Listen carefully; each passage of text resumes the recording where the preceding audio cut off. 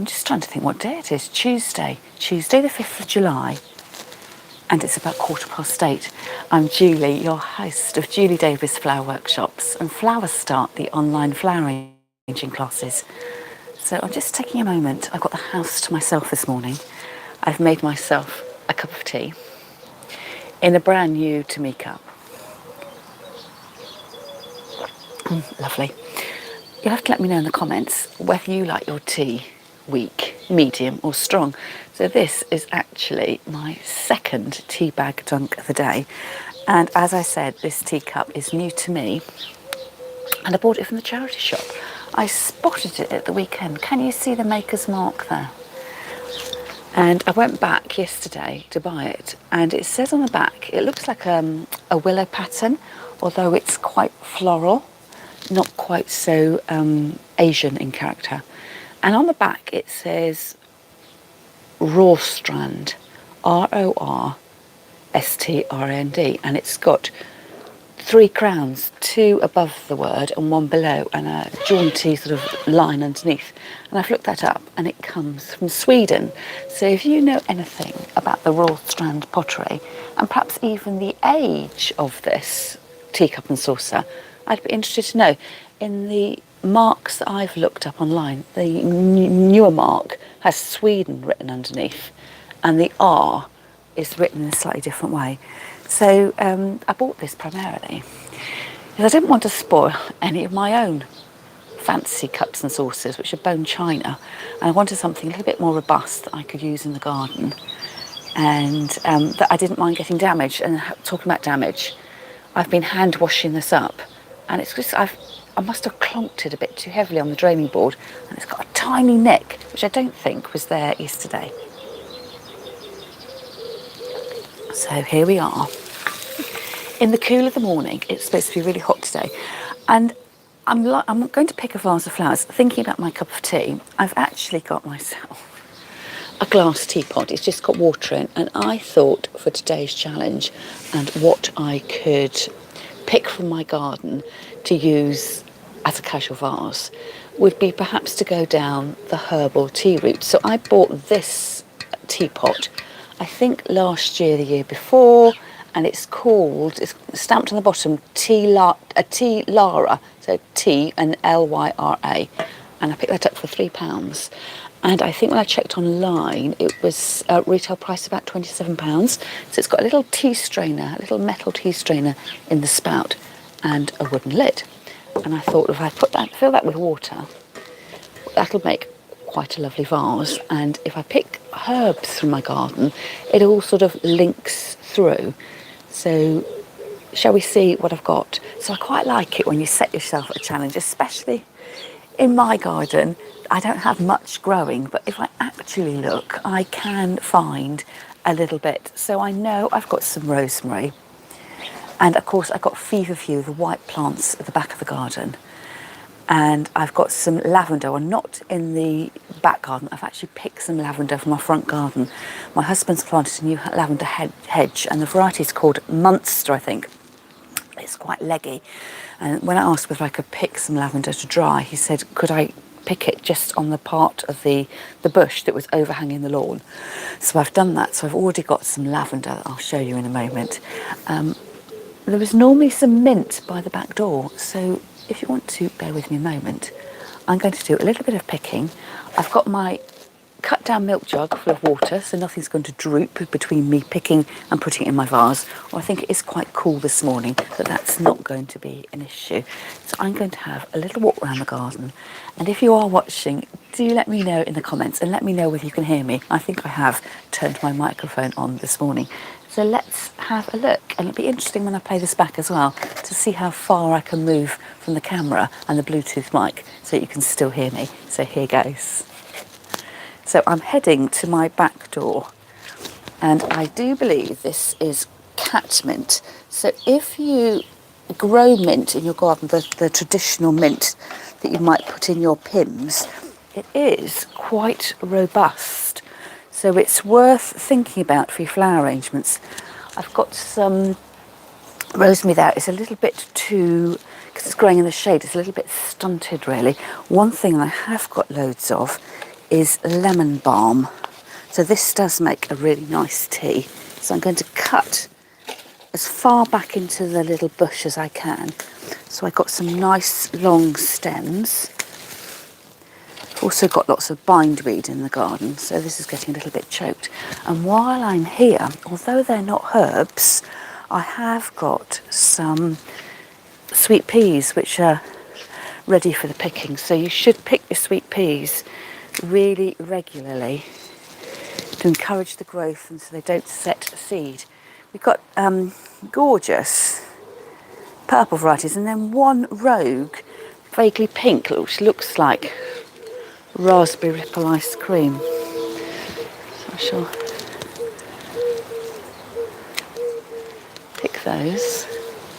There's some on lovely straight stems and some of them are a tiny bit wiggly.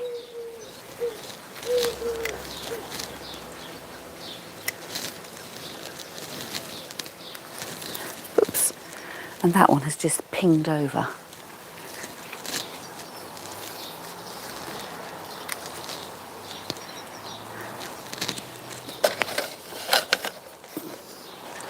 Right, what else can I find in my category of herbal? There's some oregano here, planted up into hanging baskets. It's really good for the bees. And again, it's slightly starved of light.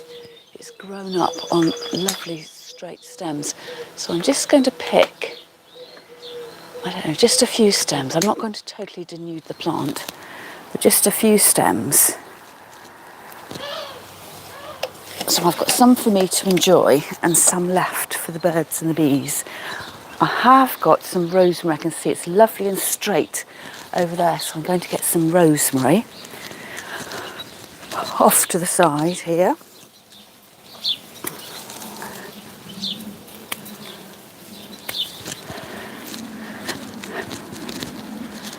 And then a little bit of feverfew. Great if you suffer with headaches, migraines, or tastes absolutely disgusting. So a few stems of that.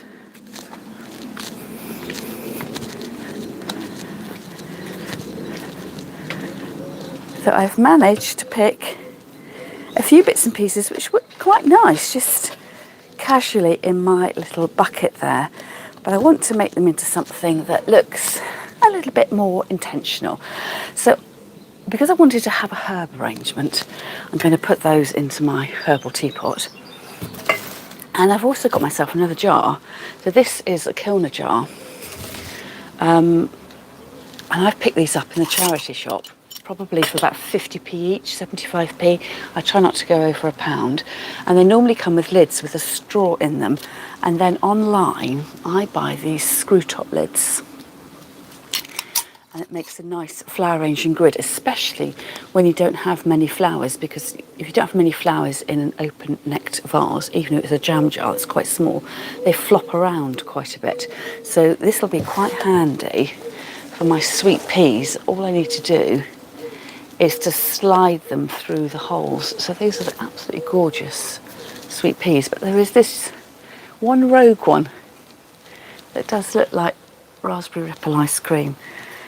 So just a matter of cutting and plonking, finding a hole in the grid and putting the flower down inside. And I've got to remember now that one of my flowers, when I cut it, it pinged off across the other side of the flower bed. So I'll need to make sure I pick that up. So some of the stems are quite long and some of them are quite short and wiggly. So I just need to make sure that for the short wiggly stems, I've actually got enough water in my container.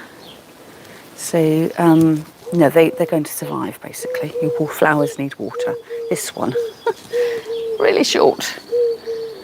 Have I got enough water? Yes, I've just got enough water in there for that one. And where I've got wiggly stems, I'm putting them in around the edge of the vase so they kind of wiggle out, and then my taller ones can stand a little bit proud towards the centre. So this is just a cut and plonk, a really informal arrangement of sweet peas.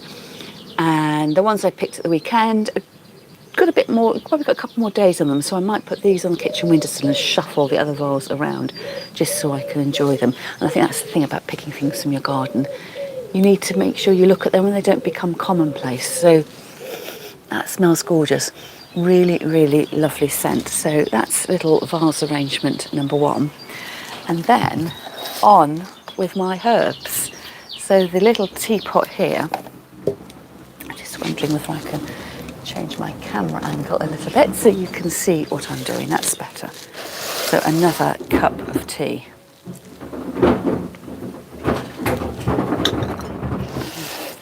So what I'm going to do here, I'm going to put my greens in first. So the lovely rosemary. So this is really, really fragrant, absolutely gorgeous. And I don't know whether you do the same, but if you see it growing in someone's garden, I can never resist giving it a little curly touch. But it's a herb, but I'm still treating it like a, you know, a flower-arranging plant. So what I need to do is to take off the lower leaves. And of course, if I was making bread today, a focaccia dough, I could use those sprigs to put into the dough if you were being super organised about it. So if you're lucky enough to have loads of rosemary growing in your garden, it's a really handy greenery for your seasonal flower arrangements. But also you can craft with it as well. And this is something I made last year, was a rosemary wreath. It's dried out, it's been in my kitchen since last July, so it's had a good 6 months. I think I kept it up all the way to Christmas, but it's certainly shattering now. But this was a really great way, if you've got lots and lots of greenery, lots and lots of rosemary, to make a door wreath. So that belongs now, it's been relegated out on our patio, so I'll need to remember to put that back and fish out the bits of rosemary that landed in my tea. So if you're interested in making your own rosemary wreath, I do have a video on that. So when this live is finished, I will make sure that I leave a link to that video, and then you can, I think it was one called 7 Things to Do with rosemary. I made rosemary salt, flavoured some rosemary oil, made a door wreath, and did however many extra things as well. So let's go next with the mint. Yep, that's the mint. I think this is a cat mint. It's not got a particularly flavoursome scent, although I don't have a particularly good nose for scents. And then my lemon balm. This is quite small leaved. It does grow bigger leaved in our garden as well. And for us, the leaves are sort of a yellowy green, but they make a lovely tea. And the thing I like about homemade herbal teas is that you can just let them go cold and then you can drink them at any time of the day. So just some lovely fresh sprigs casually arranged. A bit more of the rosemary there. And again, that stem was a little bit short, so I will need to make sure before I put this on the side that I have got enough water in there to actually keep the flowers alive. So let's add in some more. This is the marjoram, so grown for the bees. And again, like a distinctive smell there. It's a slight sort of purpley tinge to it. And I'm just distributing it around the container just so it looks pleasing to my eye. But I've also left plenty in the garden for the wildlife. And then the last thing I've got to put in are my feverfew. I was slightly reluctant about cutting those because it's distinctly a flower, whereas I felt everything else was sort of more foliage based. Or with me, the oregano, the marjoram, it's just a bit more subtle really. So it's a little like a little nosegay of the herbs there.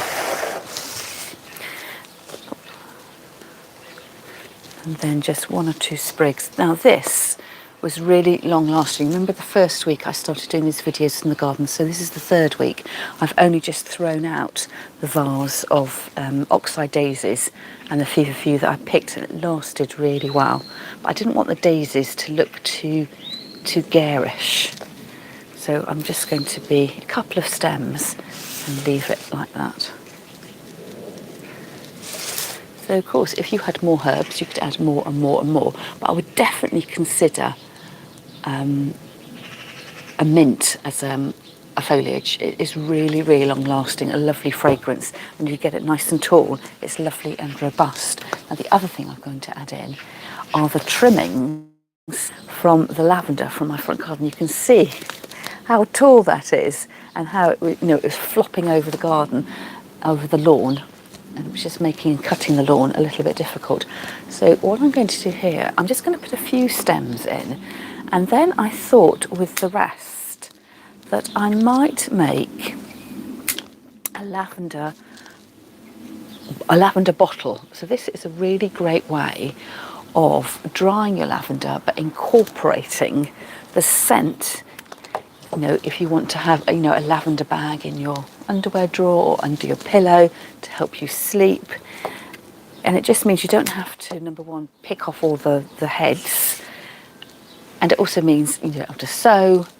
And if you ever have tried harvesting dried lavender, although it's a beautiful scent and a lovely activity to do, it is quite messy. So this is a great way of making a lavender bottle, is to sort of constrain your lavender a little bit so it doesn't take over. You remain in command. So again, I have got a short video, I think it's only 2 or 3 minutes long, showing you how to make a lavender bottle, but I thought what we could do is make one together now, and if you want to go back and watch the video, I'll leave a link to that in the notes. So this just intended to be a little bit of something from the garden. I wouldn't normally have noticed these individual herbs because they get lost in our garden, but by cutting them, having a nice relaxing moment with my cup of tea, going through the garden, the cool of the morning, it's just been a really lovely activity. And I quite like the fact I put it in the glassware, because sometimes we think about herbs as being, they are ultra traditional, very medicinal, and I quite like putting something very traditional into something that's glass and giving it a little bit more of a modern look. So shall we try and make a lavender bottle?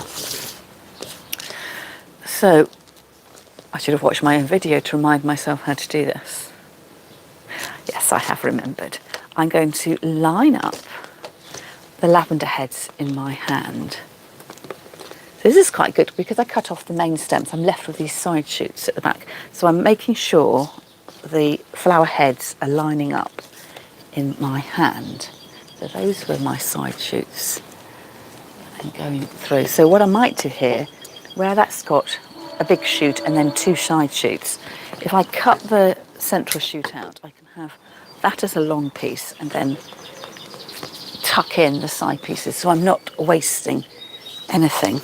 But you'll notice that I'm keeping the stems long, so I'm just starting off just with a little roundy moundy of lavender heads at the top.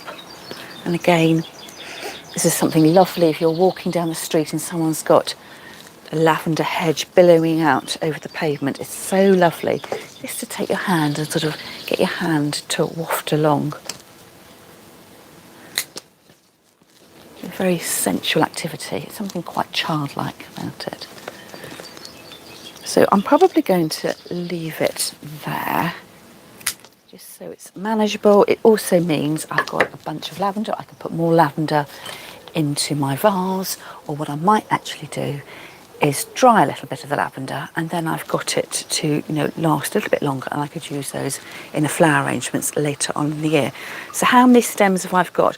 I've probably got a very small single serving of spaghetti. On the spaghetti server, you've got that hole in the middle and you slide your spaghetti through. It's probably a modest single serving of spaghetti put in lavender.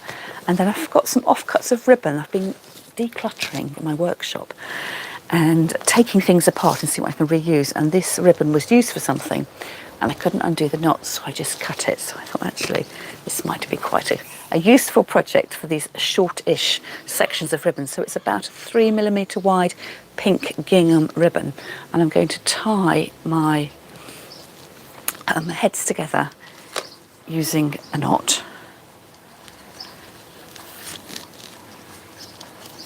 double knot there. They don't fall apart, just like that. And then with these stems, I'm holding the lavender upside down and then bending the stems backwards. So what I'm ending up doing is the flower heads will be like a lozenge of flower head, but they'll be protected by the stems, and that's what makes it neat and tidy and clean. So you get the scent of the lavender, which will dry, but you don't get the mess of the lavender because I'm not actually detaching the lavender from the stem. You don't end up with those little sort of grains of rice of lavender. So pulling those down like that. Now I was contemplating leaving a couple of stems upright so that I could perhaps put this into my vase as a talking point, a sort of lozenge of lavender shooting out from my vase. So I might have a go at that, perhaps keeping a few of the sturdier stems at the top. Yes, I might do that. And then what you do is with your long length of ribbon at the top, you then start weaving through the stems that you've bent back, and this will be much easier to watch on the video that I've done previously, so I will leave a link to that. And again, something not to rush, but again, quite a mindful activity.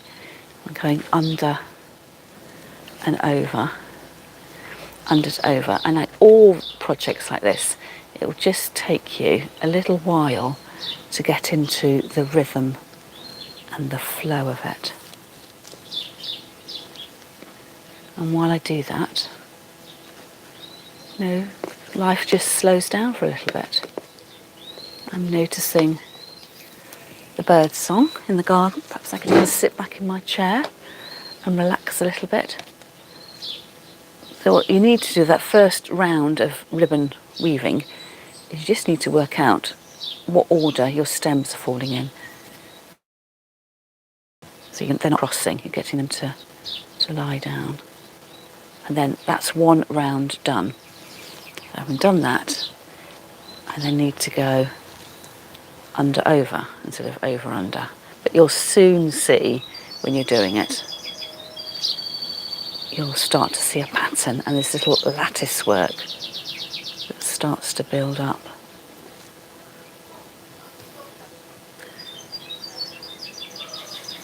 There, I'm on round 2. You can see there, it's starting to come together.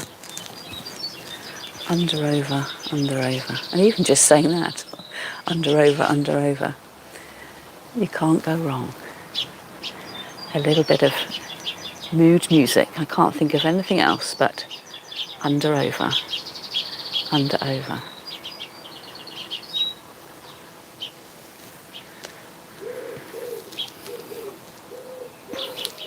So these are going to be, normally I would bend down the stalks as well, but I thought I might have it as a fancy flower in my vase. But normally you would do it so they all bent over. So now I'm going over, under, and round and round. So this will take just a few minutes to do. Probably more naturally I'd want to do it flat on the table in front of me and to count out the number of stems that I was using so that I didn't have to bodge the next round. Because you do want to get that interwoven bit, and I can't remember now whether you need to start off with an odd number of stems or an even. It would be an odd number, wouldn't it, I would think. But let's go back to the video. I'm going to link under this one and it will tell you exactly the number of stems. It's quite handy to work with. And you just keep going. So I may well run out of ribbon, so I might not be able to do this in one continuous length, but I have got some extra. So if I do run out, I'll just tie a knot and then hide that in the body of the bottle. So it's this neck thing that's enclosed, which is called the bottle. So you can search it up. Perhaps when I finish this, I will leave a photograph on the community tab and you'll be able to see what my finished bottle looks like. So I'm going to sit here just for a few more moments, making sure I drink my tea, my PG Tips flavoured with rosemary, before it goes cold. And if you do know anything about the Swedish pottery Råstrand, do let me know. I'm quite interested just to know how old my cup is. You know, it's not an antique, but it's got some age to it. It's quite a chunky teacup and saucer, which is what attracted me to it. So I was thinking it's going to be robust enough to withstand being out in the garden, so I don't have to worry about breaking my fine bone china. But it's the maker's mark is definitely different to the ones I've seen online, so I'm just mildly curious as to how old it is. Someone did suggest on a Facebook group I belong to that it might be from the 1800s, but it's not delicate enough for that. The pottery may have started making the blue willow in that time, but I don't think it is. It's too chunky.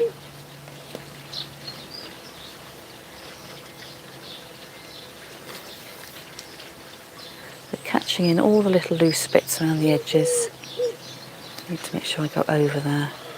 And nobody's going to look. If you get your under over the wrong way round, no one's going to be checking. It's just a way of binding